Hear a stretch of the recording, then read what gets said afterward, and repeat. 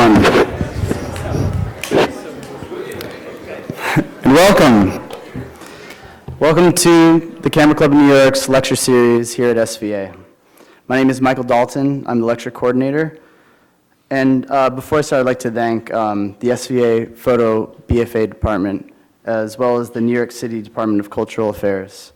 After the lecture, there will be a Q&A and also a book signing with Doug, as well as his book will be for sale, All Days and Nights from Aperture in 2009. Also, before I'd like to introduce Doug, I'd like to say a few things about CCNY's upcoming events and current events. Right now, we have an exhibition by Rochelle Mazman titled, excuse me, I'm horrible with Spanish accents, La Negra y su Pequeña. I don't know if I did that right, whatever. Sorry. Which will be up till February 25th. In March, we'll have an exhibition curated by Kate Greenberg titled Beyond the Barrier, which will showcase Lee Bieferman, Dylan DeWaters, and Adam Ryder. For more information about the Camera Club, you can check out our website, cameraclubny.org. Also, we have flyers out in the front near the entrance there. And also sign up for our mailing list, which is also with the flyers. Doug Dubois is a professor and photographer who graduated from the San Francisco Art Institute with an MFA, now teaches at the Syracuse University and at the Hartford Art School Limited Residency MFA photo program. He has exhibited extensively in both solo and group exhibitions, including the J. Paul Getty Museum, the New York Museum of Modern Art, and the San Francisco Museum of Modern Art. Also, he has exhibited in Ireland recently in Cobb County. I hope I pronounced that right. Cobb County? Yeah, sorry. In Cork, Ireland, at the Sirius Art Center.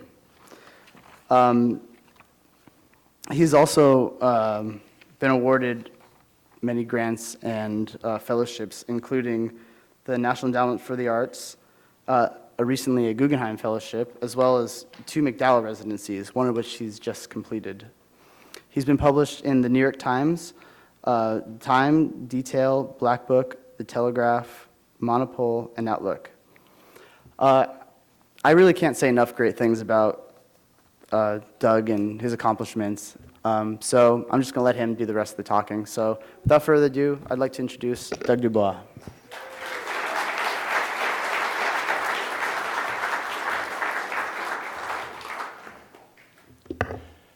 Oh, it's dark. It's good, man. You did it right.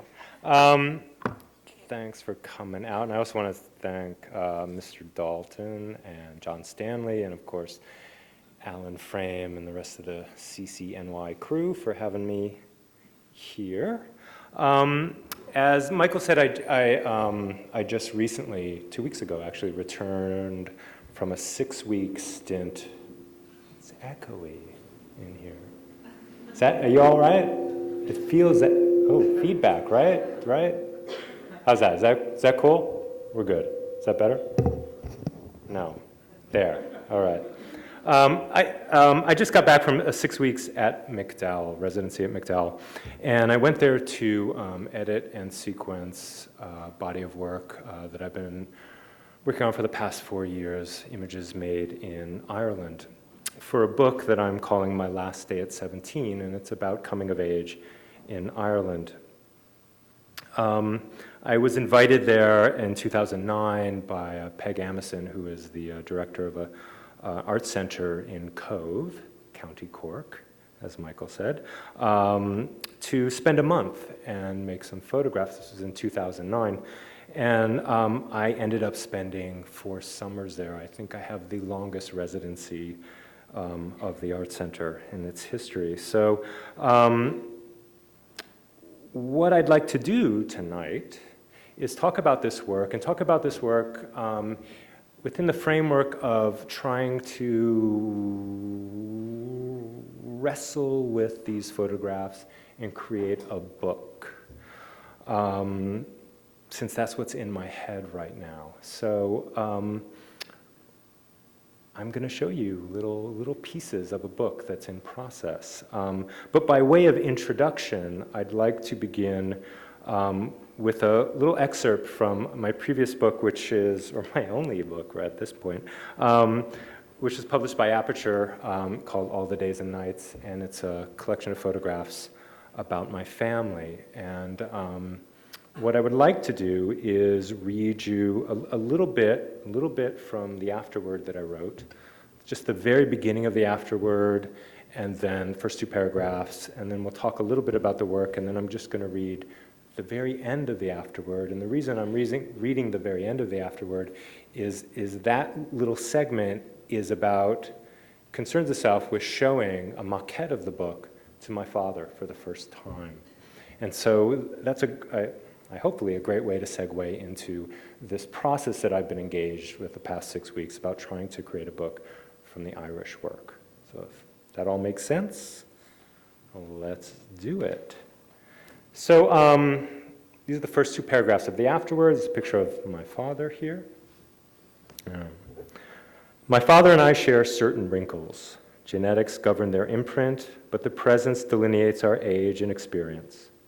25 years ago, on a trip long since forgotten, my father and I shared a hotel room.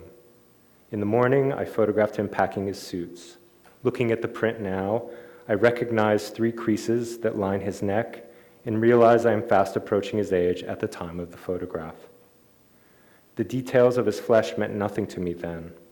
I was interested in the play of morning sunlight against the bed and the wall, the correspondence between the 3 dots of reflected light, and if you look closely, the 3 water spots on my father's shirt sleeve, which is one of those lucky accidents of photography that reveal themselves only later, like a clue embedded in a novel, or in this particular instance, an ellipsis marking time between that morning and now, his body and mine.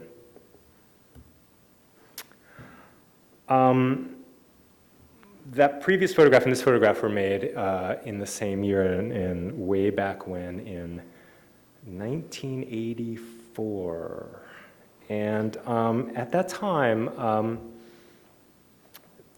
pretty much the way I tried to make a photograph or a portrait, and I was just figuring out how to make portraits, is I'd see some nice light like that, and I'd say, oh, Dad, go pack in the light. And put the suitcase there and do it. And then I'd see a nice light. We were traveling into the city together, and I said, go, Dad, read your paper in the light. And it was light that motivated, that was the framework in which to make a photograph. If I had nice light, I figured there's a picture in there if I can just get shit in the light and get it to work out correctly. And that's pretty much all I was thinking about. Make a good picture in the good light. A few months after taking this photograph, my father fell from a commuter train on his way home from work, spent some 6 hours on the track between the east and westbound tracks. We lived in New Jersey. He was commuting to New York. Nearly died and spent the next 2 years or so recovering from his injuries. And it was that event that sort of motivated me to photograph my family in earnest. During that time, I had just been accepted into graduate school into California, and I ended up going to school in San Francisco. And when I returned that first Christmas, I made this photograph of my parents. It was after dinner. And this photograph has nothing to do with light. Light didn't motivate it. What I saw was something that I wasn't quite sure, I didn't really actually quite recognize, which was a very visible, estrangement between my parents. It's a simple shot done with a bounce flash. About a week to 10 days after making this picture, my mother attempted to kill herself. And it was at this moment, making this picture, it taught me something about photography on a couple levels. One is that I realized quite profoundly that you can make a picture of something, you can look at something and not recognize it. that photographs tell you more than you know. And it also got me to think later about portraits in a narrative context, portraits that deal with a sense of history, time, trauma. So some 15 or so years after making this photograph, I made this picture of my mother. This time, there definitely is light motivating the image, but it is also made at a time when I was consciously thinking about trying to make a book of my family work, and that this photograph is made in reference to this picture. My mother had thyroid surgery. That's the scar. But the scar is also a reference. My mother attempted, when she attempted to kill herself, she tried to slash her wrist. So the scar itself is also an obvious, between us, my mother's not stupid, she knew what I was doing. It's a reference to these suicidal attempts. Again, this is a clue that you may or may not pick up on, but it's something that I realized I could do with portraits. I could make portraits reference each other over time. This photograph of my father, also made, I think in 2003 or 4, is a reference to this image, the first image in the book. This photograph of my sister, made only a few months after she gave birth to my nephew, is a reference to a picture I made when she turned 20 in her bedroom.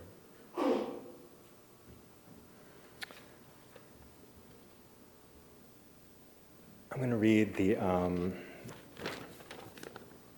last part of the afterword, where I speak primarily of the images of my family in terms of how they read over time, both within the family and outside of the family, and also how my father sort of read and understood the maquette of the book that I eventually made out of this work. When either of my parents visit New York, they stay at the Penn Club. In the rooms and along the halls, framed photographs culled from old University of Pennsylvania yearbooks line the walls. I've often wondered if my father is among the earnest, gray-faced students of 50 years ago, or if somewhere in one of the hallways, tucked behind a potted plant, my mother is amid a cluster of newly minted nurses, gazing at an anatomical model made of wax. In my father's room at the Penn Club, I give him a maquette of my book. No matter how clumsily bound together, photographs on a page claim a certain prerogative over prints on the wall. My father sits at the desk by the bed, carefully places the book on an archaic blotter, and squares up his chair. I sit on the bed to watch him turn each page.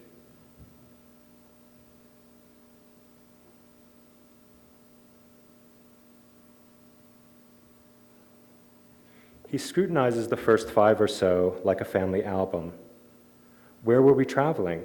How old was your brother here? And when did your mother perm her hair?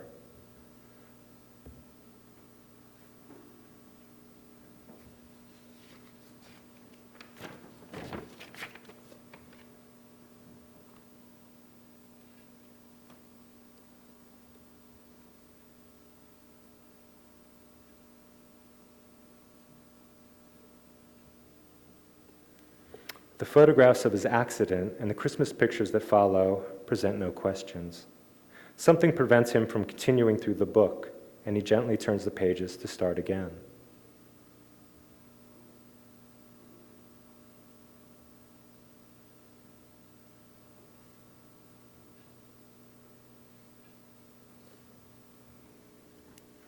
He says nothing on this second round, waiting until he returns to the family gathered glumly around the cork champagne to ask, was it really that bad? On New Year's Eve in 1987, a year and a half into graduate school, and a few months before I would exhibit my family photographs for the first time, I placed my camera next to the TV. Halfway into my roll, and well before the ball dropped, my mother's patience gave out and she shooed me away. I made 19 photographs that night. In the first frame, my mother is smiling at my brother Luke. In every other frame, she stares down at the rug or distractedly at the TV. My father and brother smile or laugh in 4 photographs.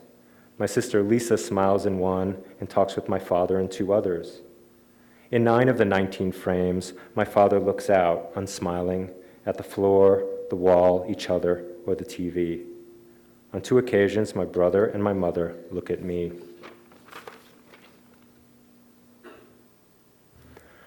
Was it really that bad? The picture frames the question differently for my father and me. He's never seen the photographs of laughter and doesn't think to recall if there was any at all. With the book in front of him and the picture as proof, his question is rhetorical. And despite my editing of the film to remove the frames that tell me otherwise, I have to agree. Yes, it was that bad. Can't you see? There was a time when my father carefully framed each photograph I gave him and my mother. They hung in various rooms and hallways, forming little galleries, quite distinct from the other snapshots and school pictures. When my parents divorced, they somehow divided the prints between them. The photograph of my father at the train station and my sister Lisa at the mirror reside in my father's house in Pennsylvania. My mother took the one of my brother Luke holding the Christmas wreaths to her new home in Massachusetts.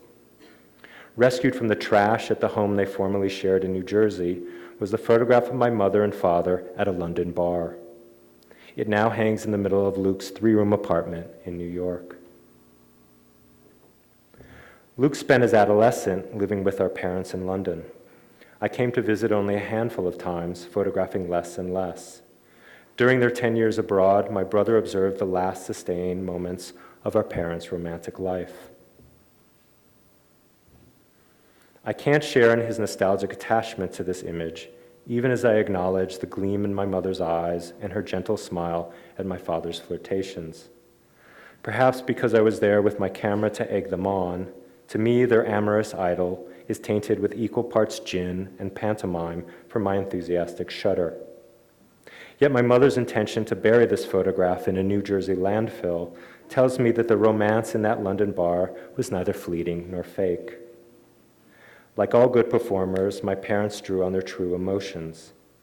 But because love is unendurable in the face of its betrayal, the photograph, like my father, had to go.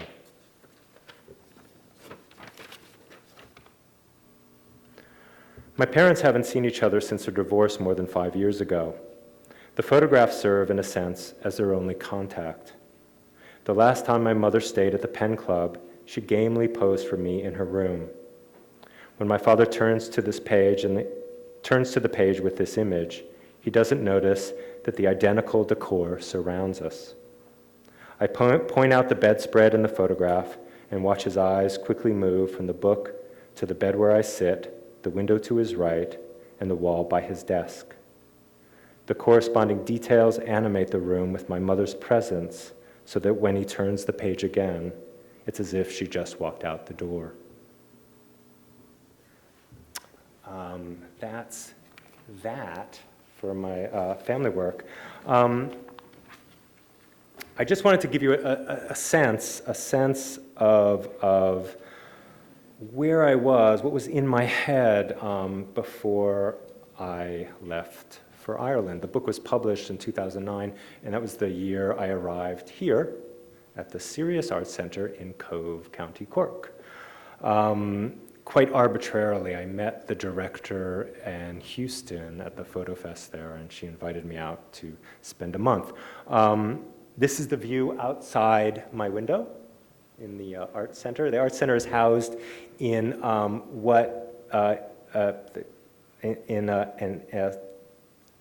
18th century building that claims itself as the oldest yacht club in the world. And when you're in the basement, you feel like you're underwater. And every once in a while, you look out your window, and there's this giant cruise ship, like there. And that's right outside the door. It's a big ship. And they dock in Cove, Cove is one of the deepest natural harbors in the world. And Cove's claim to fame is it's the last port from which the Titanic left. It's also the port town where when the Lusitania was torpedoed around the turn of the century, or around World War I, I'm sorry. It's the port that received the over 1,000 bodies and buried them in a big mass grave just outside of town. It is also the port where the majority of the Irish diaspora left in the mid-19th century. And that's this little statue there. I think her name is Annie, and she is the first Irish person to be brought through Ellis Island. There's a little statue to her. And to this day, they still, when their big cruise ships come to town, townspeople gather and wave goodbye. I don't know if they're saying, don't sink, see you later, I don't know, but they still go through this ritual. And this is the town. And there's nothing like a view like this. This kind of view terrified me when I arrived. It terrified me because what the hell do you do with this? It's cute, it's quaint, it's every Irish cliche I could imagine, and I had no idea what the fuck to do. It was 2009, and the Irish economy, the former Celtic tiger, had collapsed, and all over Cove, all over Ireland, were empty housing estates built on speculation. And so my first idea upon arrival in Cove was to take a look at those estates. These are some scouting shots I made as I wandered about. And I thought, okay, housing estates, what can I do? And I thought maybe I could contact the contractors of these estates and make portraits of various workers in front of maybe the last thing they built. Thought that would be interesting. And I looked at billboards, both as a sort of indication of the hope that was invested in the Celtic tiger, and also would use the billboards as a way to check out and contact the various contractors. What I learned a certain Irish thing. When you hear, go on, no bother at all, it depending on the context, it means one of two things. One is great, everything's fine, and the other is pretty much fuck off. And I heard no bother a lot, and never, ever got any farther than no bother, and nobody talked to me. And I would go into these sites, these are the scouting shots, and whenever I went in with my 4x5, I instantly got booted by the Garda would come and kick me out. It was frustrating. And occasionally I met somebody working. This is Jarrow's, this is in Cove. And he's building a fence. And he's building a fence to keep people out of the empty housing estate because people would come into the housing estate and just, steal everything that wasn't anchored down, or even things that are anchored down. And they're starting to build fences as the places were getting destroyed. And Jarrow's is from Poland. And during the Celtic tiger, during the boom years, Ireland became a country of immigrants for the first time, or a rare time in its history. So I wandered around Cove trying to make this work. They also had, this sign says 800-year-old castle for sale. And so everything was sort of up for grabs during that time. One thing that I did during my time there, one thing I asked actually prior to coming to Cove, was I asked Peg to hook me up with some group in the community, and that we would work together to make a book. I had never made an online book, a blurb book, and I figured, why not try it from Ireland? And it was also a way that I wanted to have some contact within the community. I didn't care if they were knitters or whatever. And she assembled this group of kids, mostly around 16, 17, maybe 18, and they were all, the code was sort of at-risk youth, and they had done some photography, and we would meet once or twice a week to look at their work, and talk about making a book together, which we eventually did. So about 2 weeks into my residency, I, in a panic, asked the kids, I just turned to them and said, look, I'm not making any pictures, nothing's working out, why don't you just take me somewhere? I'm spending time with you, just give me a break and take me to your neighborhood, take me to where you hang out. And two of the kids, Kevin and Aaron, couple, they said, okay, well, we will take you to the rocks. Or the steps, I'm sorry. These are the steps. The rocks come later. These are the steps. Take you to the steps. And the steps was a drinking spot, a favorite drinking spot for underage Irish kids. And I got there were about 15, 20 kids drinking up a storm. I don't know, okay, I wasn't really prepared for this. And really didn't know what I wanted to photograph or how I wanted to deal with it. And I really didn't want to make pictures like this. These are the pictures I made, but realized I'm just making these. It's not what I want to do. But at one point, I asked one of the kids, doesn't have an arrow in his nose, Lenny, I asked to do a close-up. And it was, the light there was really, really, really amazing, really, really beautiful. And it's about 9:30 at night, and there's that glow that sort of lingers forever during Irish summers. And it took a while to make this picture. You got to remember, Lenny is really drunk. And there's a lot of chaos around me. People are going, oh, Lenny, give him a kiss. Oh, Lenny, I'm like, Lenny. And Lenny's like laughing and, behaving really goofy. I'm like, Lenny, man, you can't smile, you can't laugh. You got to look really, really still at me.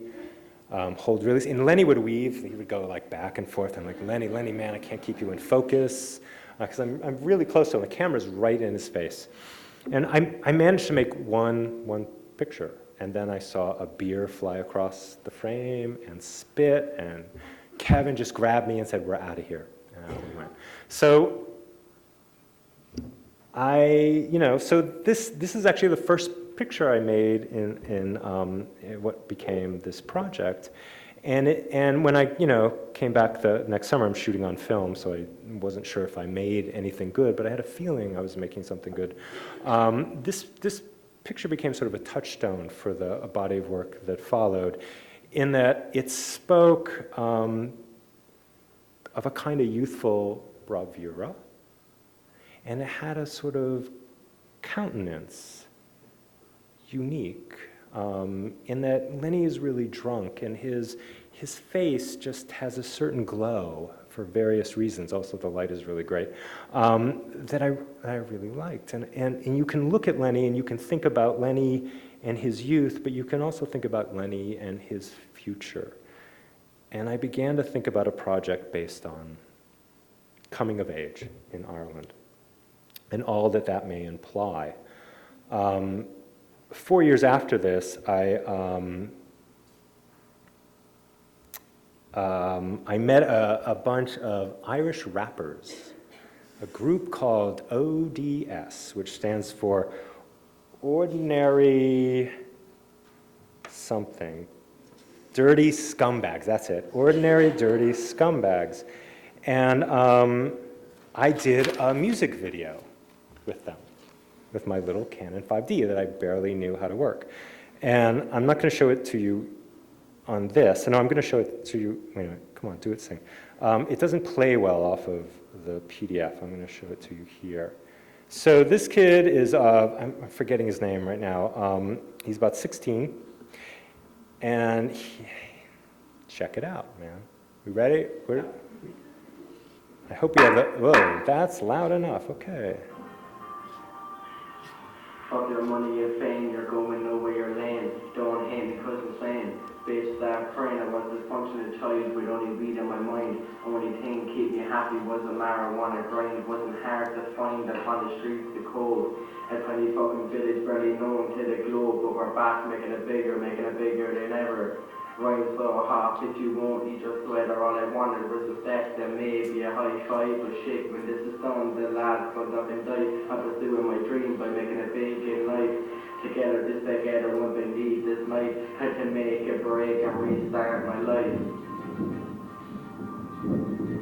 Don't hate me for this, I do it for your satisfaction, like a weasel in a bath on a blast with attraction.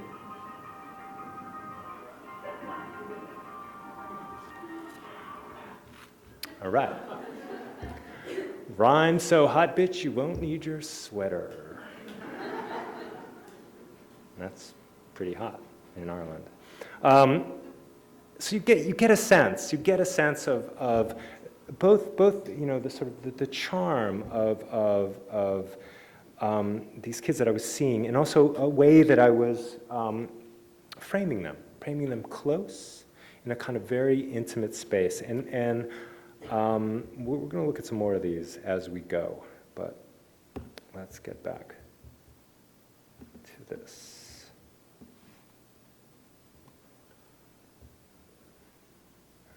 Okay. So this is the same night that I photographed Lenny. Kevin took me to his home in a housing estate called Russell Heights.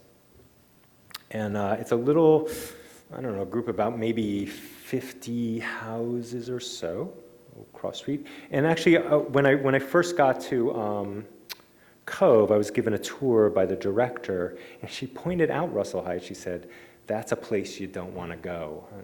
And that's where I ended up. This is inside Kevin's house. There's Aaron, and this is Simone. And I went there and I photographed Kevin's sister, Roisin. This is a picture that Kevin made, probably with my digital camera, of me taking a picture of his sister, Roisin, and this is Roisin.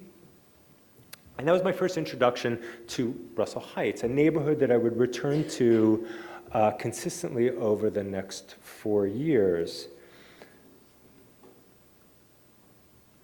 I also photographed, so it was through Kevin and Aaron that I gained entree into this world, and they would vouch for me. So my first times in Russell Heights, my first few trips there, and again I'm working with a 4x5 and big cameras, and this guy here, this is Ivan, and Ivan was an assist that I hired, and we ended up working together for 4 years. Ivan is Irish, not from Cove.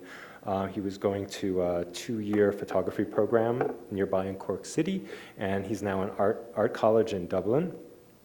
And Ivan and I would bring the cameras up to Russell Heights, the neighborhood, and we would keep tally of how many times we were called fucking perv. And people would just drive by and go, "Fucking perv, what the fuck are you doing here? Get the fuck out of this place." But knowing Kevin, knowing Aaron, and being able to drop their names, saying, "Well, look, who are you? What the fuck are you doing here?" So, "Well, I know Kevin and Aaron." "Oh, really? We were doing this little photography thing." And, "Oh, yeah, I heard about it at the art center." I go, "Yeah, I'm at the art center." "Oh, okay, it's all right." So I began to photograph. Kevin and Aaron were my anchor, my one connection to this neighborhood as I began to know people. And this is a picture, I'm obviously photographing Aaron here, made by her father. And very often when I'm making pretty much every picture there, including this, you can't really tell, but it's actually, Kevin's mother is just to the right. Ivan is fucking crowded, man. I barely have enough room for my equipment. And pretty much when I made a picture, there was always a crowd around me. So this is me photographing Aaron. And this is the picture that I made. And this is Erin in a dress bought for her by her father, her birthday dress on the eve of her 18th birthday. And it was when I was taking this picture that Erin said, "It's my last day at 17. And I went, "Oh, it's rare you get a title given to you." And I said, that's it. That's what this work is about. Yeah. So the next year, little did Erin know, she didn't quite know then, but not too long after that, she was pregnant. And the next year she had a baby. It's Charlie May. And I came back and photographed Erin. This is maybe a month or two after giving birth. This is Kevin, quite confused about how his life has changed. Not quite sure what he's doing. And Kevin and Aaron. And so they are a very, very, very important thread in this work, the relationship. a few years later. This is the last picture I made of Aaron. They have since, they're no longer together, and Aaron is living alone and ironically, in one of the housing estates that I got booted out of, trying to picture an empty one, because they started opening up these housing estates for families, on the dole, because it was better to get someone in there than have them empty. And so Aaron is living in actually a very nice house, because the contractors have no one else to put in there, and it's all right. She's doing all right. She's doing all right. So, Russell Heights. Russell Heights became my main, the main context for me to make pictures of kids growing up in Ireland. And the neighborhood I wanted to give the neighborhood a kind of, it's very, very insular. You don't go to this neighborhood unless either you know someone there or you're from there yourself. You have no reason to go there.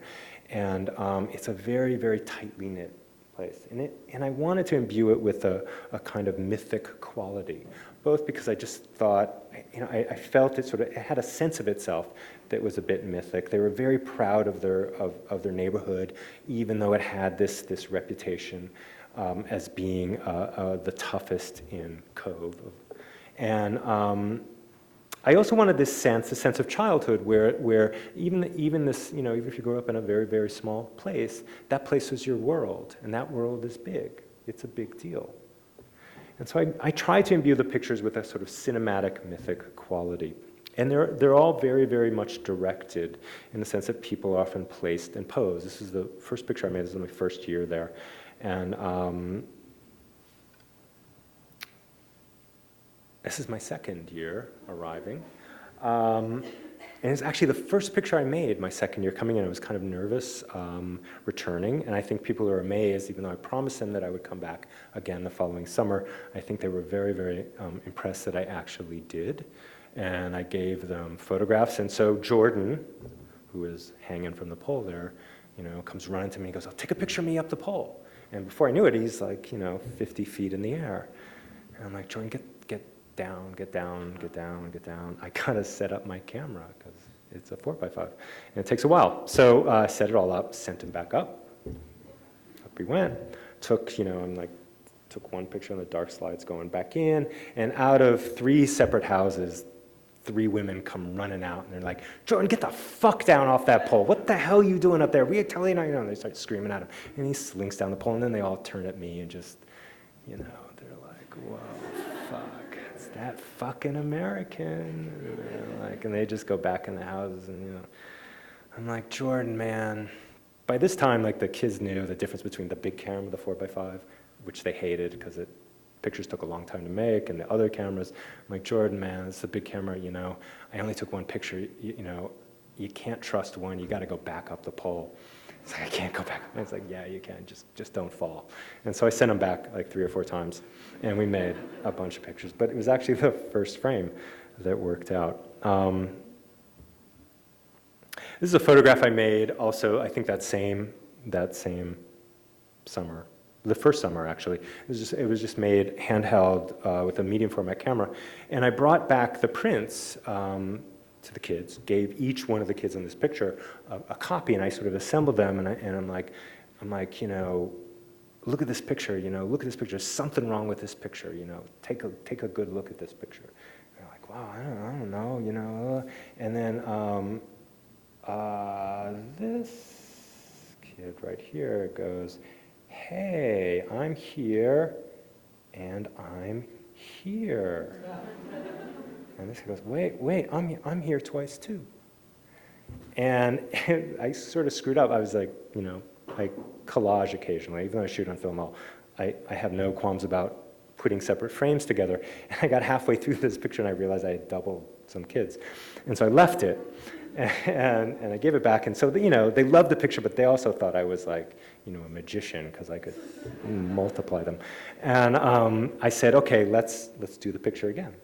And so we made this picture, and this I did with a 4x5. And so I also began to learn and get a sense of of directing a much larger ensemble, much beyond the single portrait. And and as I went through each year, I began to sort of push the envelope in terms of theatricality. And I'm still trying to figure out where that envelope is and which pictures function well and which pictures maybe don't. But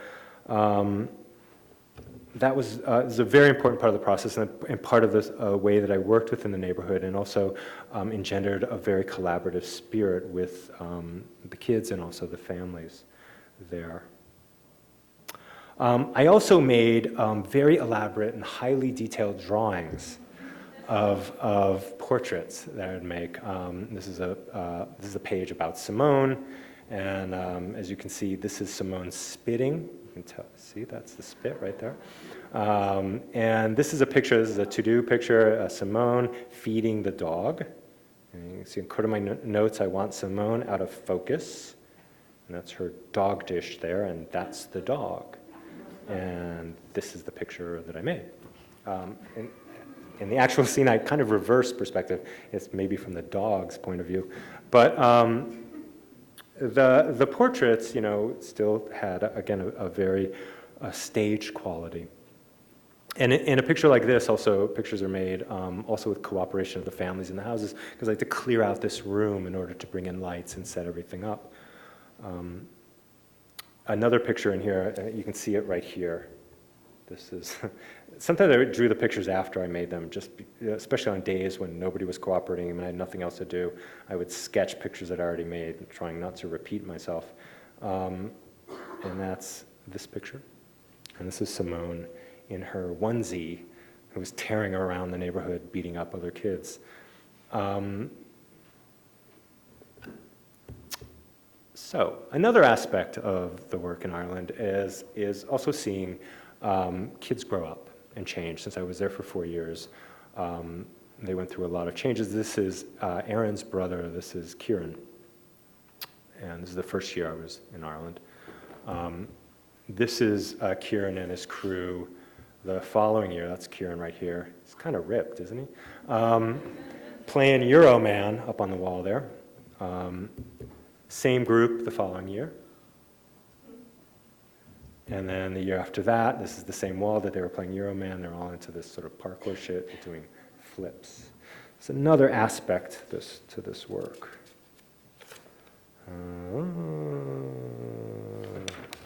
I lost track of my notes, so what the hell. Whoops, I should have looked at my notes. Anyway, the following year, after the year that I took those pictures in the rocks, the next year I came back and I wanted to take, I said to them, where are y'all drinking these days? Because I wanted to make more portraits like Lenny. And they said, we're no longer going to the steps. We go to this place called the Rocks, and this is the Rocks. And the Rocks is a piece of shoreline near the harbor. And generations of kids have been doing what is termed bush drinking there over the years. And so I photographed the space at a distance, and sort of seeing it as a landscape, and also a bit of a sort of tribal scene. These are some of the pictures. And I also made the close-ups. Looks like the picture of Lenny. And when I made this picture, I recognized it. I recognized it as a very, very. I recognized it as a filmic quote, and the film is the last frame of the 400 Blows, a film that I first saw when I was around 15, and probably, if you have to sort of name a sort of film that changed your life, this is one that I would cite, and this is the last frame of the film, the very, very famous freeze frame, where the character runs away from reform school, runs to the ocean, something he'd been talking about, wanting to see the ocean, he had never seen the ocean, dips his foot in, turns, and the camera follows him, and he's got nowhere else to go, and he simply stares, and it's a freeze frame. It's a very, very sort of famous ending for a film, and when I turned and saw the ocean behind these kids, I thought of the 400 Blows. So these are all made at the Rocks. And so it became a summer tradition for these group of kids to invite me once a year to one of their parties. only once a year. I only went once because, you know, who wants a 50-year-old man hanging out with a camera at the parties trying to make portraits? But I did, and they were cool about it for a while. And then they told me to fuck off. This is Mary.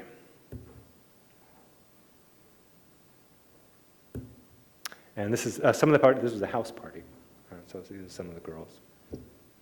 And I would make a lot of pictures of them, various poses. So in October of this year, I had an exhibition at the Art Center that had been sponsoring me all these years, and we put up posters in the neighborhood. So this is Jordan up the pole, splayed all over the neighborhood.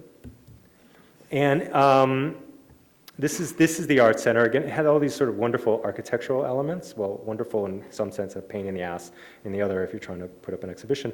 And as part of the economics of it all, I made use of existing frames that the Art Center had. So the images changed sizes, and I stacked them and arranged them in a kind of, I don't know, salon-like way.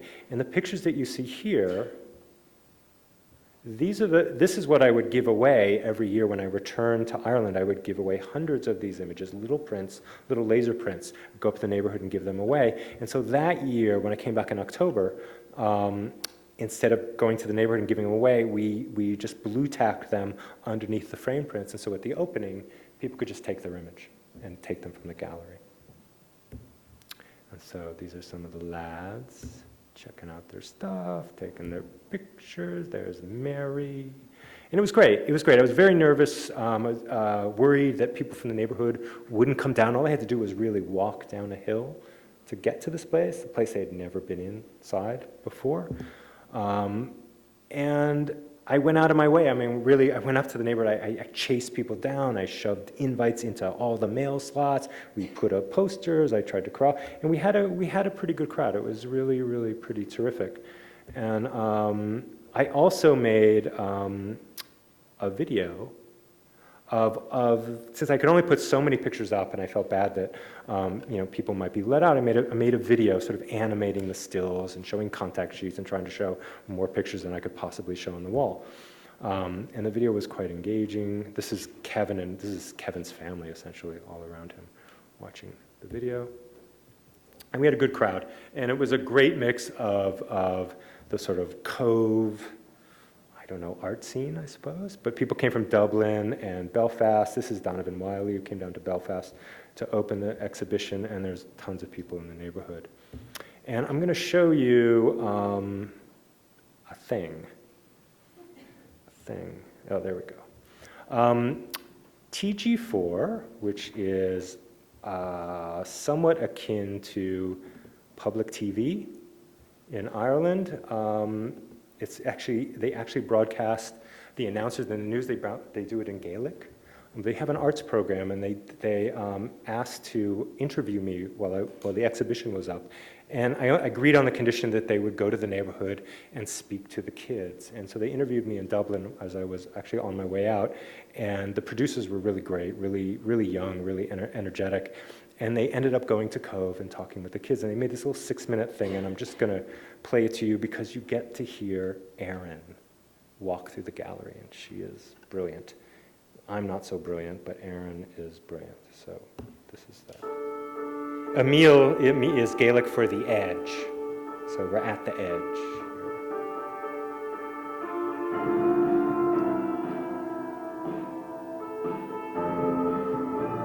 So this is my video. Those little things are from the video I made. Well, I live in Syracuse, New York, upstate New York. I teach at Syracuse University.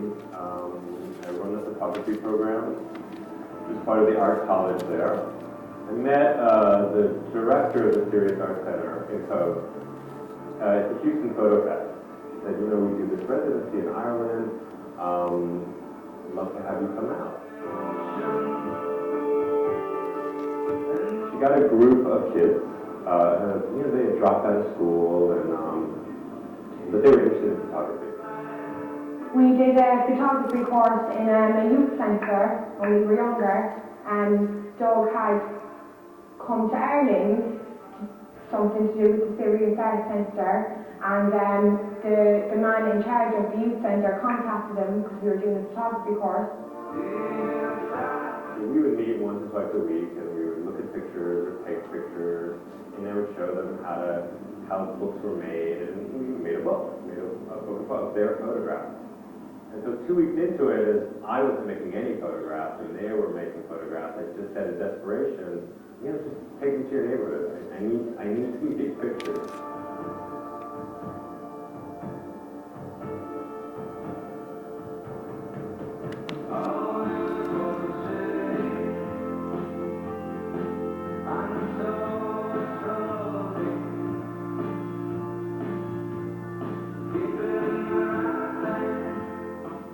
Wanted to come everywhere with us and just see everything and do everything with us, and eventually he met other people we knew and they grew to know him and they allowed him to photograph them as well, like, so, and he just came back then every year after that.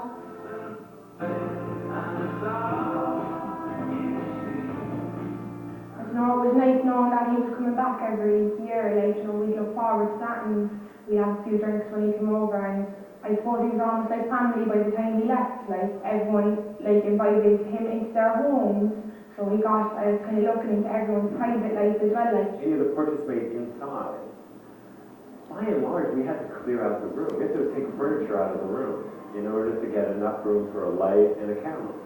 It's a production, and I remember parents were just like, I'm like, well, I have to take this kitchen table out of here, and I have to take these chairs. Are you okay with that? And they're like, really? Like, oh, yeah.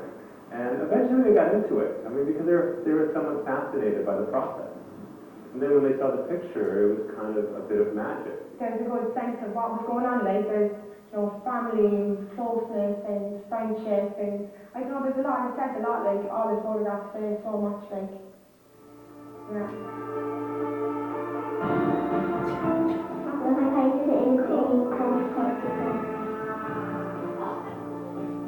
I'm interested in the sort of the glow of youth, its fragility. I'm older, I know how fragile it is. I know it will disappear. But they don't. And I like that preciousness of that.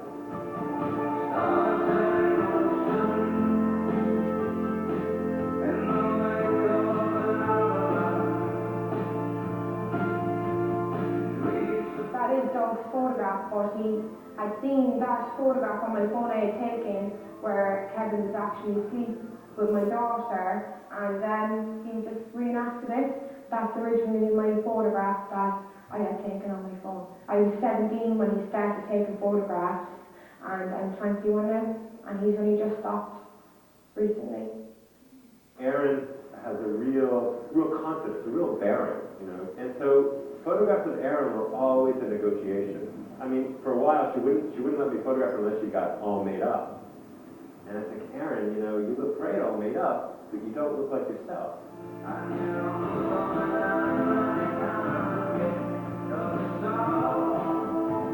I don't think I was going to let him photograph me without makeup on, so I let him photograph the back of my head. And so that was always a battle with Aaron. And we would reach compromises. Again, I did my best to respect her sense of herself. So the Aaron in the photograph is an Aaron that it's not the real Aaron, it's not Aaron as the model, it's something in between. It's a little larger than life, because it needs to be special. And also, it's a big print, it's in a gallery, it's in a frame, it has meaning.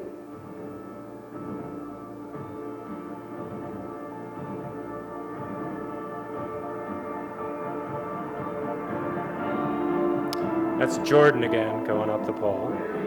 It's twice as big.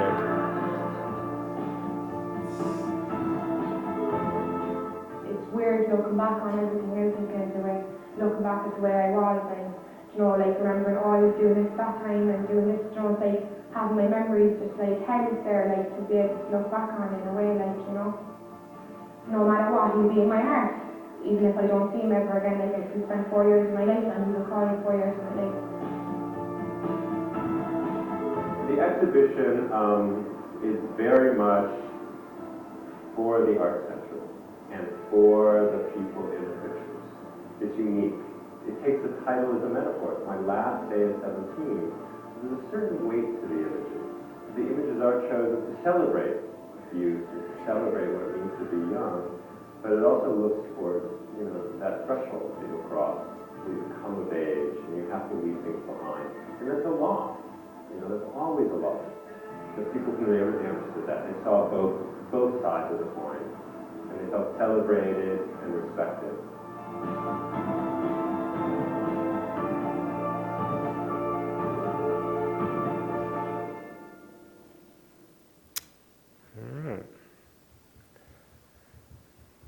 So, that was sweet. I mean, Aaron is great, right? Okay, go big now. Oh, there it goes. Okay. Oh, hell. Whoa. That was interesting.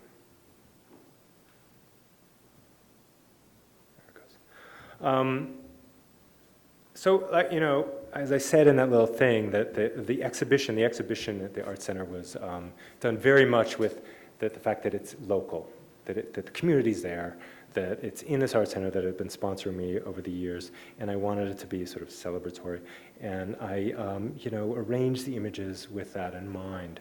Now I'm working on a book, and the book is something else. And a book, I have other issues to deal with. And I'm going to just quickly now, go through with some of where I am in terms of the book and the process. This is my studio in McDowell. This is me I kind of like this picture. This was made by the official McDowell photographer, Joanna. I like it because I just kind of look, it's an outtake, obviously. I just look totally confused, which I was most of the time, and still am. I had piles and piles and piles of images, very simple labels. I put them up on the wall. I put little Post-its on them with little thoughts, and then I made little accordion books, and then would lay them out and tape them and untape them. And I made diagrams that make no sense to anyone but me.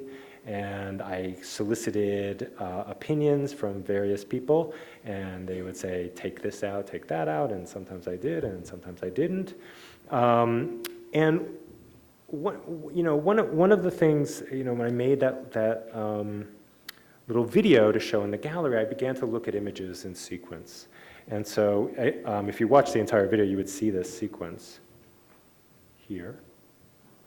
And I started to look really carefully, and this became one of the frameworks of trying to put together the book, was thinking sequentially. And this is a very early layout of this sequence. It's a way to begin the book, trying to be sort of filmic. I thought that was cool for a while, and then I realized it wasn't. But I liked these pictures. I felt this was a good beginning for the book. It brought in a lot of issues. It's the neighborhood. It's also, it points to in a sort of, maybe the metaphor is too heavy, but also the breakdown of the Irish economy and housing and things. And so I went back at it, and I added this picture. This is a picture of Kevin stealing a door, and he's stealing a door from one of the neighborhoods, one of the empty housing estates. It now sits in Erin's house, her parents' house. Anyway, it's a picture of him stealing a door, and I distilled this just into 2 frames. Maybe that's good, maybe that's not. And then I start with the somewhat enigmatic image of Ben. So I don't know if that makes sense, but so far that's the way it is.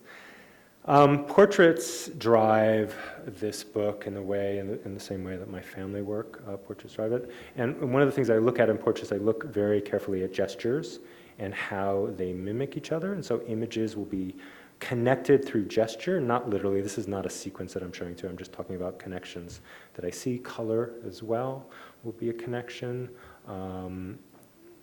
Color again here. We have pink and pink. And these kinds of, again, this kind of stance, these poses, this attitude. I mean, right? And this, so this to this to this, maybe, but that won't be a sequence, but they're connected, aren't they? I hope. I don't know. Oh, okay. Then there's the lads on the wall. There's walls. Walls are a riff all the way through this. These guys, this is the first year I was there, and you see them repeatedly throughout the book, these lads. And they also sort of go in generations, and they claim different walls. So here's the generation below these lads claiming their wall, hiding out sort of in the bushes. That kid, that face, that's Butch. That's this kid. Anyway, so here's a sequence, maybe, that ties together portraits. So portraits can have a kind of narrative thread, but they can also, I think, hopefully, they can create also a kind of break, a break in the narrative. So I might go from a picture like this on the wall to very much a sort of formal portrait, but the bush and the atmosphere is similar. And I have a bunch of these. This is, again, a series made at a party as the light changes throughout the party. And then an even more formal portrait, and then back to an image. And so the connection with the blue, and also he almost looks like he's jumping. He's not sitting on that bar, but it looks a little bit like that. He's practicing for football. Houses, this sort of archetype of the house.